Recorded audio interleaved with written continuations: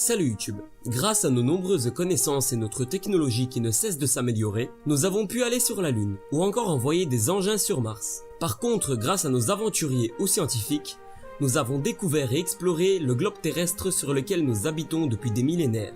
Mais malgré ça, certains endroits ou certaines régions demeurent encore quasi inexplorés. C'est donc pour cela que nous allons aujourd'hui découvrir 5 lieux inexplorés sur Terre. Numéro 5. Même si cette montagne située à la frontière entre le Bhoutan et la Chine, qui culmine à 7570 mètres, semble être une destination parfaite pour les aventuriers, elle est malheureusement à ce jour inexplorée. C'est causé par l'interdiction de pratiquer toute forme d'activité de montagne sur ses flancs. Donc oui, au Bhoutan, tout sommet dépassant les 6000 mètres est considéré comme impraticable et interdit pour deux raisons. Les habitants du Bhoutan croient fortement que des esprits sacrés y habitent, mais aussi car le pays ne dispose pas d'équipements nécessaires au potentiel sauvetage des personnes qui pourraient se blesser ou encore se retrouver piégées sur les sommets.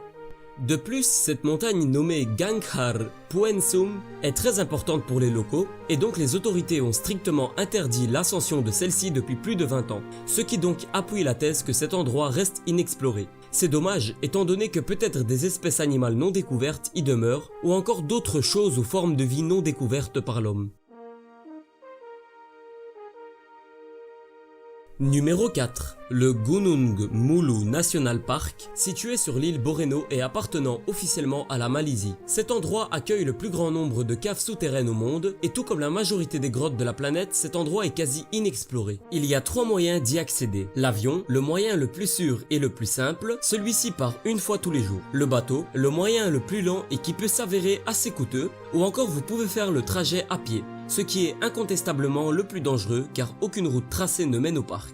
Mais même si vous réussissez à vous y rendre, le parc est très réglementé et toute dégradation risque d'être fortement punie. Par contre, si vous respectez toutes les conditions, il ne vous reste qu'à admirer et explorer, vu que 3/4 de la jungle ainsi que 75% des grottes restent inexplorées. Cet endroit reste malgré tout extrêmement magnifique et nous permet d'admirer un des derniers lieux épargnés par l'urbanisation.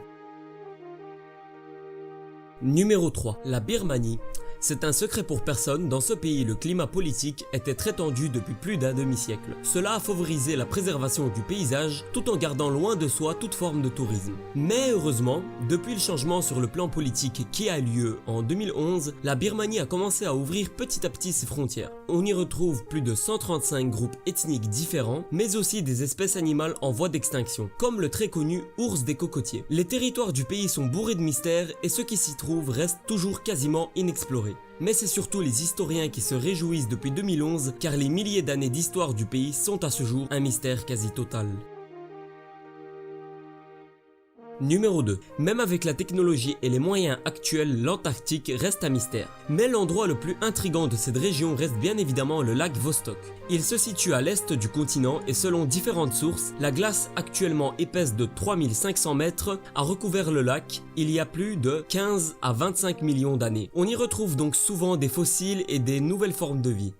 Même s'il a été découvert en 1993, le lac Vostok n'a que très peu été exploré et les échantillons les plus importants qui y ont été prélevés n'ont toujours pas donné de réponse quant à son histoire. Personne ne se doute du fait que ce lac souterrain pourrait contenir d'autres formes de vie ou autre chose encore non découverte.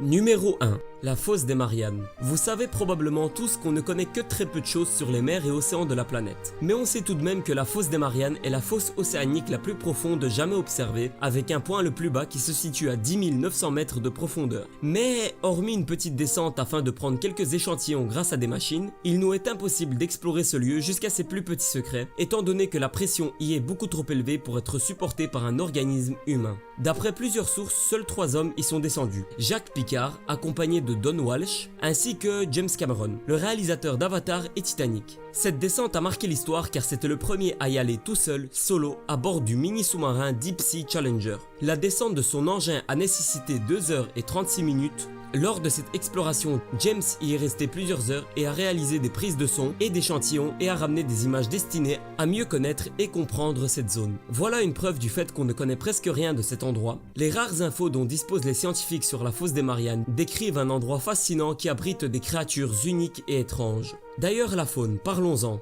Bah en fait, on ne connaît presque rien. Seules 2 espèces vivantes au point le plus bas sont connues, nommées Ophidiidae et la Liparidae. Quant à la fosse, le poisson le plus connu est la baudroie des abysses, appelée aussi Melanoectus. Et oui, cette terrifiante créature existe vraiment et elle vit entre 1 et 3 km de profondeur. Voici à peu près tout ce qu'on sait sur ce lieu. J'espère personnellement que d'ici quelques années, nous pourrons en savoir plus sur cet endroit du moins fascinant.